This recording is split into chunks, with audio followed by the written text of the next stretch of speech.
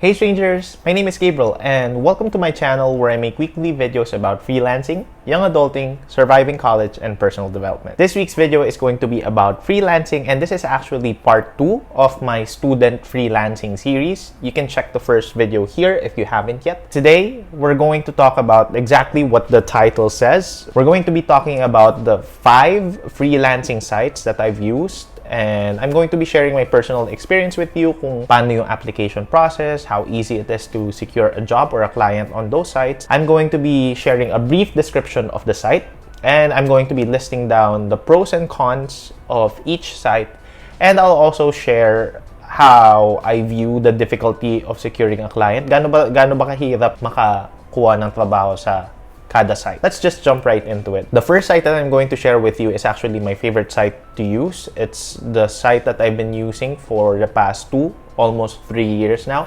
and that's OnlineJobs.ph. OnlineJobs.ph is a website that hires specifically Filipinos, as you know, you would see from .ph. So Pinoy lang talaga yung mga nag-a-apply doon. So other races actually are not allowed to apply because again, the sole purpose of employers going to that website is naghahanap sila ng Pilipino na trabahador or employee. And the pros of OnlineJobs.ph is, one, it's friendly for entry-level people. So if you're someone na student nga or someone na wala pang masyadong work experience, OnlineJobs.ph is such a user-friendly website for you. Makaka-apply ka sa kahit anong job, kahit anong level of experience mo. And then it's completely free kasi makikita nyo mamaya pag dinescribe ko yung ibang websites. There are other sites that actually have a cut from your pay. May kaltas. Kinakaltasan yung na-earn mong money. So sa OnlineJobs.ph hindi. Completely free yung website, yung platform. And madali lang. I'll be showing what OnlineJobs.ph looks like on my screen right now. So ganito lang yung itsura niya. Yung may mga pages, may mga jobs. So pili ka kung if you're looking for a full-time position, if you're looking for a part-time position, if you're looking for a freelancing position, you can just filter it out. Nakalagay na rin naman dyan usually kung magkano yung sahod, kung ano yung requirements ng kada job. Another thing is, yung maganda pa sa OnlineJobs.ph, kahit hindi ka actively nag-a-apply, once you create an account, it actually is being pushed by the online jobs algorithm kasi employers can actually search for your profile. So, it's important na you put in your profile yung mga keywords or yung mga positions that you're trying to apply for para pag nag-search sila ng employee, lalabas ka rin sa search nila. So, dalawa yung ways na you can land a job on OnlineJobs.ph. It's either you apply or an employer reaches out to you based on your profile. And yung gustong-gusto ko dito sa OnlineJobs.ph is may mga employers na hindi nagre-require ng resume or ng CV, which is really good for students kasi nga disadvantageous sa atin na wala pa tayong work experience, etc. etc. So, maganda kasi talagang you just need to impress them with your application. So, papakitaan ko kayo ng mga examples ng mga application ko that helped me land clients. Kasi, importante talaga na you wow them with your initial application. Kasi yun yung tutulong sa'yo para makasecure talaga ng client. So, madali lang talaga mag-apply for OnlineJobs.ph. Lahat ng friends ko na nagtatanong kung saan sila pwede magsimula ng freelancing career or ng remote employee na career. Ang palagi kong nire-recommend is OnlineJobs.ph because again, it's really easy, really simple.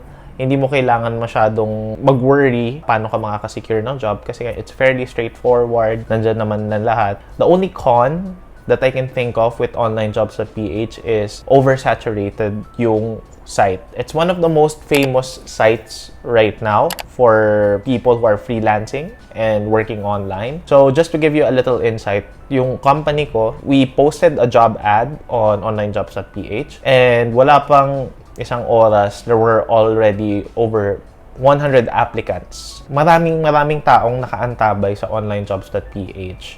So, yun talaga yung con niya lang siguro. Maraming gumagamit and maraming naghahanap ng client. So, kailangan galingan mo talaga and you need to impress the employer. Kasi, if you don't, you're not gonna get a reply from them. You just really have to add that extra effort to stand out and para basahin talaga nila yung application mo. So, obvious naman na I like OnlineJobs.ph, no? And the difficulty level of online jobs is really easy.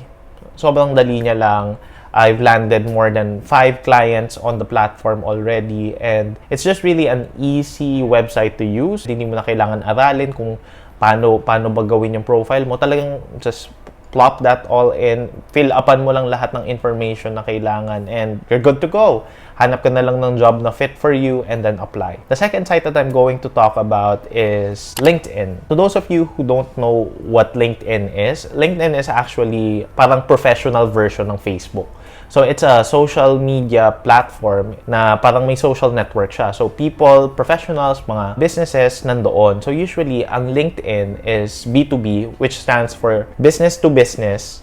So, mga businesses or business owners nandoon sa LinkedIn and are representing their companies and they're looking to collaborate with different businesses. Pero, there is also a market of people there that are looking for jobs. Meron nga rin mga employers that consider LinkedIn as a substitute for a resume. So, kahit LinkedIn profile na lang yung isend mo, kahit hindi ka na mag-send ng resume sa kanila. Kasi nga, sa LinkedIn, i-highlight mo lahat ng work experiences mo. And, yeah, it's a free platform. Pwede ka mag-apply sa different jobs on LinkedIn, and those are the pros of LinkedIn. It doubles as a social media platform and it helps you build your authority to a certain audience. Maganda sa kanya kasi nga you can connect with the people in the business. Nabibigyan ng muka yung business na ina-applyan mo. Hindi lang siya company but people. So when you're on LinkedIn, you can present yourself professionally, showcase your expertise, showcase your skills, and connect with individuals that can potentially set you up for a good opportunity or job opportunity. And I really like LinkedIn as a platform kasi nga marami na rin akong clients na na-connect sa LinkedIn and nakatrabaho ko.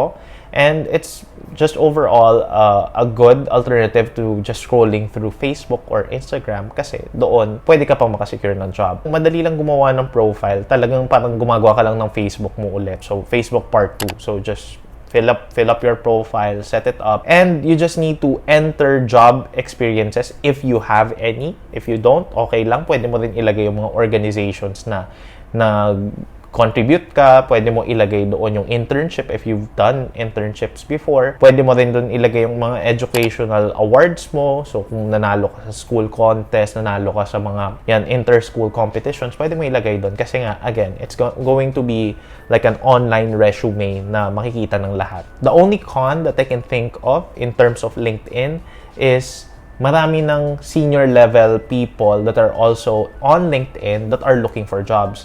I have LinkedIn Premium, so I'm going to share what applying for a job looks like on the platform right now. So dahil naka-LinkedIn Premium ako, nakikita ko actually yung stats ng kada job ad, kung ano yung seniority ng mga taong nag-apply, if there are people that are applying na yung job expertise nila managerial level na, if yung job experience nila entry level pa lang. And a common trend that I see sa LinkedIn is maraming ng senior level people that are applying for jobs there.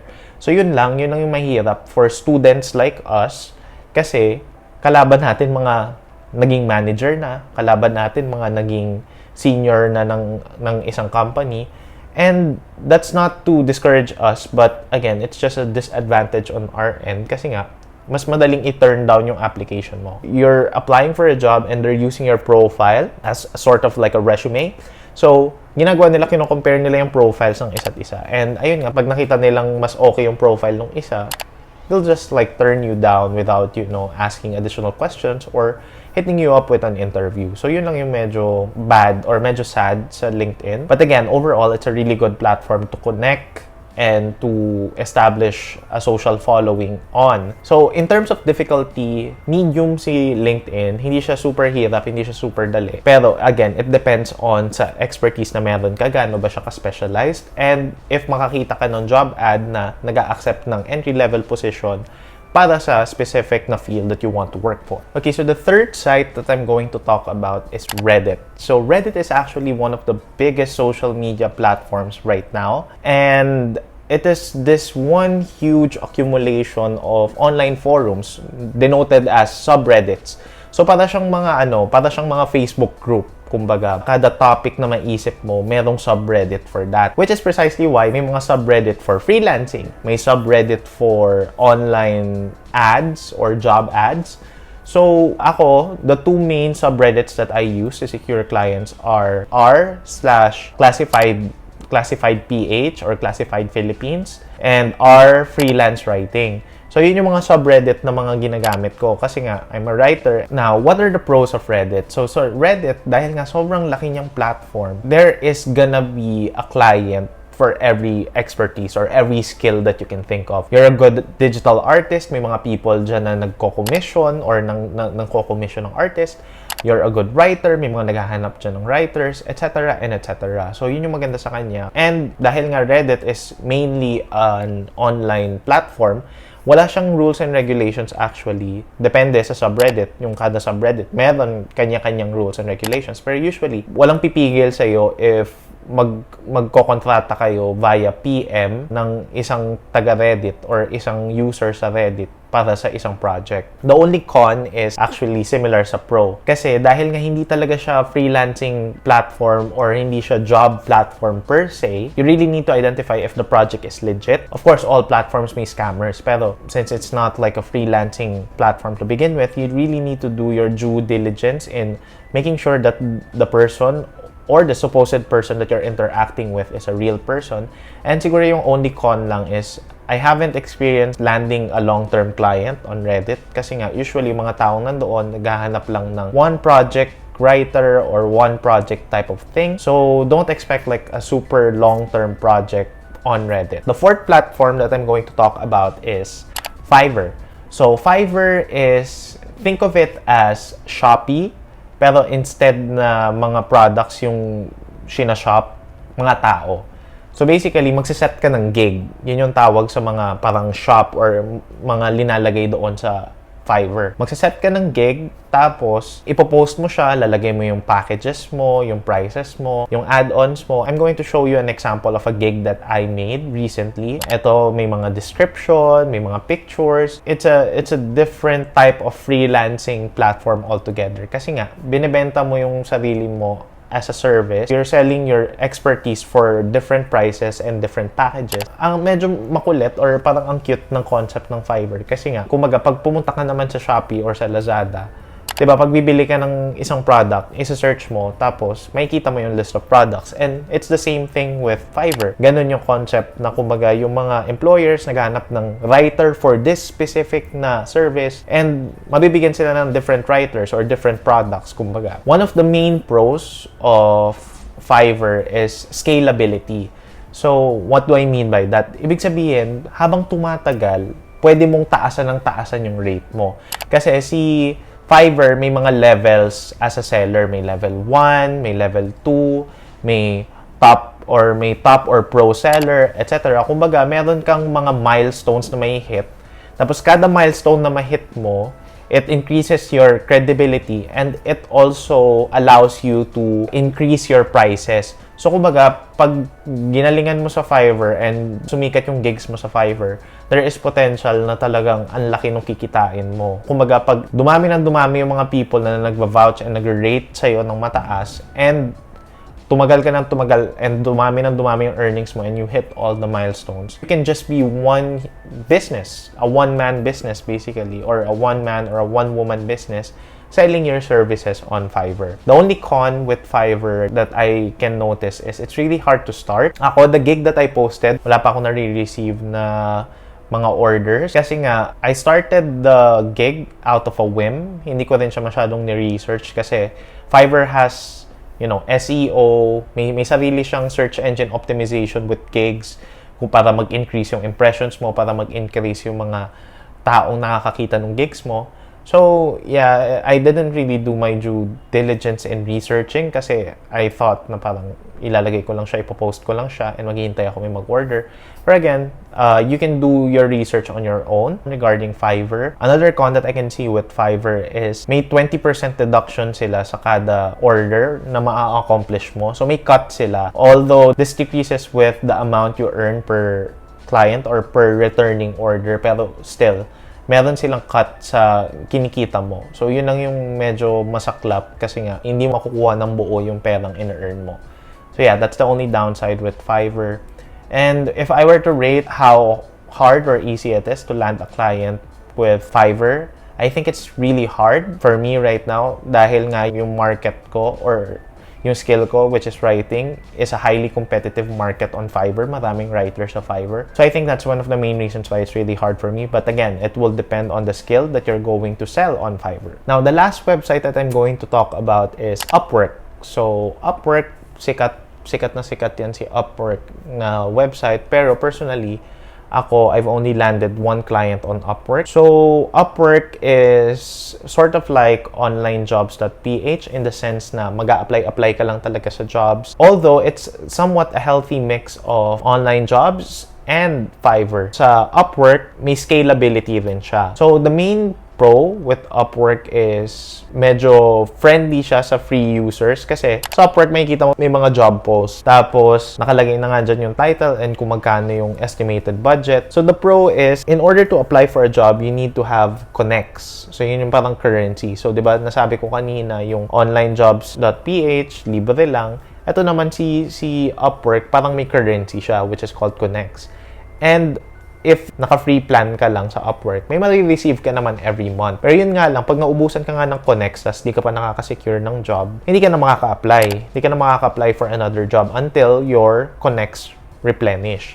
So, pro siya na parang con kasi nga, libre nga siya. Pwede ka pa rin maka-apply as a free member. Pero yun, pag naubusan ka, magiging con na siya. And siguro yung pro pa sa Upwork is parang parehas rin siya sa Reddit. Sobrang daming different positions sa Upwork na parang kumbaga lahat ng maisipan mo may naghahanap. So, naghahanap ka ng podcast editor, naghahanap ka ng video editor, nandoon lahat sa Upwork. Yung isa pang pro ng Upwork is, yun nga, na-mention ko nga yung scalability. Kasi nga, habang tumatagal ka sa Upwork, may parang milestones rin sila na nare-reach. Habang tumatagal at nare-reach mo yung mga milestones na yun, tumataas rin yung rate mo. Although, ikaw naman nag-establish or nagde-determine ng rate mo, you can charge more pag may mga certain mga badges ka sa Upwork na that represents na credible ka and expert ka doon sa field that you're trying to apply for. So, yun naman yung maganda kay Upwork. Although, ang cons lang dito sa Upwork is very competitive yung site kasi maraming applicants na doon, maraming freelancers na doon. Medyo malaki yung fees niya rin.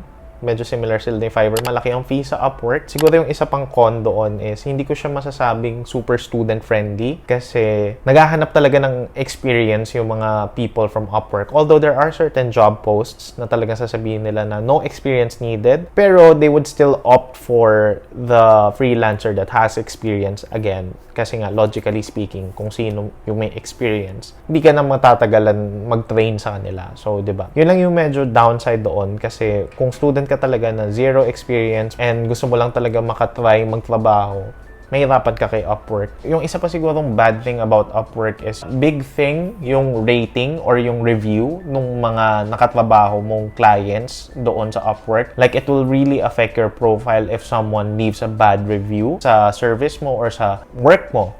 So, talagang mangyayari doon is magbibuild ka muna talaga ng credibility, which basically translates na tatanggap ka ng mga job na sobrang baba nung bayad para lang iwanan ka nila ng good review.